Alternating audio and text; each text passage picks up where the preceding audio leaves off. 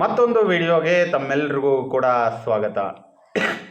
ಅವತ್ತು ಏನು ಖಾಸಗಿ ಸಾರಿಗೆ ಸಂಘಟನೆಗಳ ಒಕ್ಕೂಟದ ಅಧ್ಯಕ್ಷರಾದಂತಹ ಶ್ರೀಯುತ ನಟರಾಜ್ ಶರ್ಮಾ ಅವರ ನೇತೃತ್ವದಲ್ಲಿ ಸಭೆ ಸಮಾರಂಭಗಳು ಪ್ರತಿಯೊಂದು ಕೂಡ ನಡೆದಿದೆ. ಅದನ್ನು ಚಾಚೂ ತಪ್ಪದೆ ತಮಗೇನು ಅವತ್ತು ವೇದಿಕೆ ಮೇಲೆ ಮಾತನ್ನು ಕೊಟ್ಟಿದ್ರು ಆ ಮಾತಿಗೆ ಅನುಗುಣವಾಗಿ ಇವತ್ತು ಕೂಡ ಅದನ್ನು ನಡ್ಕೊಂಡು ಹೋಗ್ತಾ ಇದ್ದಾರೆ.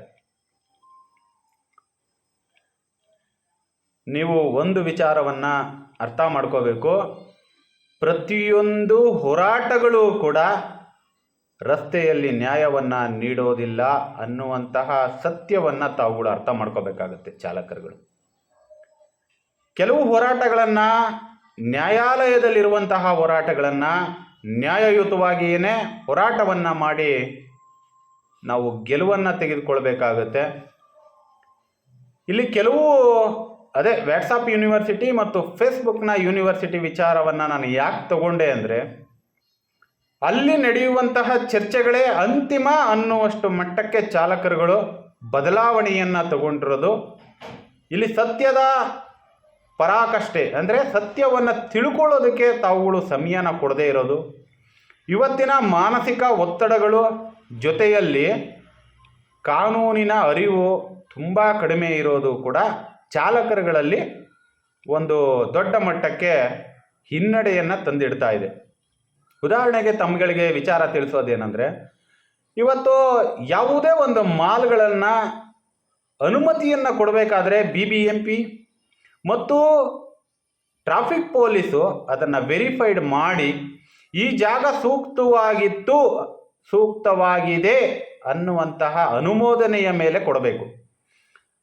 ಇವತ್ತು ಬೆಂಗಳೂರು ನಗರದಲ್ಲಿ ಹೈವೇ ಅಂತ ಮುಖ್ಯ ಬೆಂಗಳೂರು ನಗರಕ್ಕೆ ಹೃದಯದ ನಾಳಗಳಾಗಿರ್ತಕ್ಕಂತಹ ಹೈವೇಗಳಲ್ಲೇ ಮಾಲ್ಗಳನ್ನು ಓಪನ್ ಮಾಡಿ ಅತಿ ಹೆಚ್ಚು ಸಂಚಾರ ದಟ್ಟಣೆಯನ್ನು ಮಾಡ್ತಾ ಇರೋದಕ್ಕೆ ಅಲ್ಲಿ ಹೋಗುವಂತಹ ಚಾಲಕರುಗಳನ್ನು ಪೊಲೀಸವರು ಒಂದು ರೀತಿ ಗ್ರಾಹಕರನ್ನ ತಗೊಂಡೋಗಿ ಅಲ್ಲಿ ಡ್ರಾಪ್ ಮಾಡೋದಾಗ್ಬೋದು ಮತ್ತು ಪಿಕಪ್ ಮಾಡುವಂತಹ ಸಂದರ್ಭಗಳಲ್ಲಿ ಅವರು ಕೊಡುವಂತಹ ಕಿರುಕುಳಗಳನ್ನು ಎದುರಿಸೋಕ್ಕೆ ಆಗದೇ ಇರೋಷ್ಟು ಮಟ್ಟಕ್ಕೆ ನಾವುಗಳು ಸೋತಿದ್ದೀವಿ ಅಂದರೆ ಇದು ಕಾನೂನಿನ ಒಂದು ಕೊರತೆ.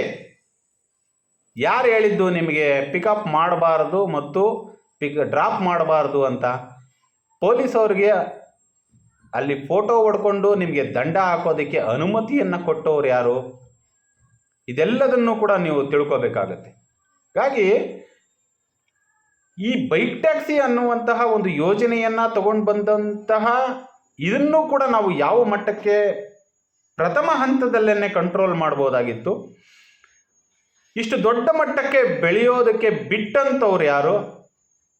ತದನಂತರದಲ್ಲಿ ಹೋರಾಟಗಳ ಸಿದ್ಧತೆಗಳು ಹೇಗಾಯಿತು?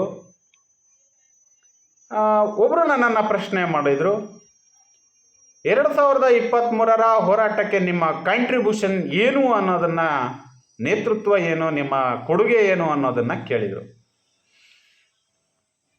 ಕೊಡುಗೆಗಳನ್ನು ಸಂಪೂರ್ಣವಾಗಿ ವಿಚಾರನ ವಿಡಿಯೋಗಳ ಮುಖಾಂತರವಾಗಿ ತಿಳಿಸುವಂತಹ ಕೆಲಸ ಕಾರ್ಯಗಳನ್ನ ಮಾಡ್ತೇವೆ. ಆದರೆ ನ್ಯಾಯ ಸಿಗ್ತಾ ಅನ್ನೋದು ಇಲ್ಲಿ ದೊಡ್ಡ ಪ್ರಶ್ನೆ ಆಗಿದೆ. ಆ ಪ್ರಶ್ನೆಗೆ ಉತ್ತರವನ್ನು ಹುಡುಕೋದನ್ನು ಬಿಟ್ಟು ಒಬ್ಬ ವ್ಯಕ್ತಿಯನ್ನು ನಿಮ್ಮ ಕೊಡುಗೆ ಏನು ಅಂತ ಕೇಳುವಷ್ಟು ಮಟ್ಟಕ್ಕೆ ನಾವು ಬೆಳೆದಿದ್ದೀವಿ ಅಂದರೆ ನಮಗೆ ಒಂದು ರೀತಿ ಹೆಮ್ಮೆ ಆಗುತ್ತೆ.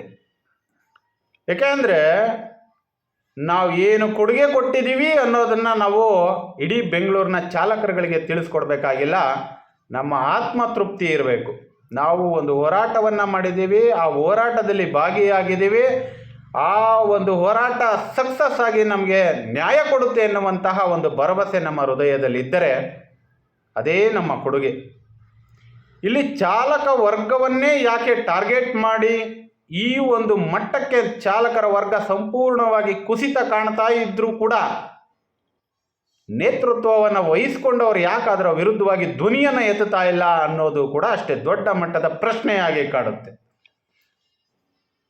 ಅವತ್ತು ವೇದಿಕೆಗಳ ಮೇಲೆ ಸಿಕ್ಕಿದಂತಹ ವೇದಿಕೆಗಳಲ್ಲಿ ಮೈಕ್ ಹಿಡ್ಕೊಂಡು ಭಾಷಣ ಮಾಡಿ ಕೊಡಬಾರದ ಆಶ್ವಾಸನೆಗಳನ್ನ ಕೊಟ್ರಲ್ಲ, ಅಷ್ಟು ಆಶ್ವಾಸನೆಗಳಲ್ಲಿ ಎಷ್ಟು ಆಶ್ವಾಸನೆಗಳು ಈಡೇರಿದೆ ಅನ್ನೋದು ಕೂಡ ಇಲ್ಲಿ ಅಷ್ಟೇ ದೊಡ್ಡ ಪ್ರಶ್ನೆ. ಹಾಗೆ ಅವತ್ತು ಒಂದು ಹೋರಾಟದ ನೇತೃತ್ವವನ್ನು ವಹಿಸಿಕೊಂಡಂತಹ ಒಕ್ಕೂಟದ ಅಧ್ಯಕ್ಷರುಗಳಿಗೆ ನೀವು ಎಷ್ಟು ಸಮಂಜಸವಾಗಿ ಕೋರ್ಟ್ಗೆ ಬೇಕಾದಂತಹ ದಾಖಲೆಗಳನ್ನ ಕೊಟ್ಟಿದ್ದೀರಾ ಅನ್ನೋದು ಕೂಡ ಇಲ್ಲಿ ಅಷ್ಟೇ ದೊಡ್ಡ ಪ್ರಶ್ನೆಯಾಗಿ ಕಾಡುತ್ತೆ.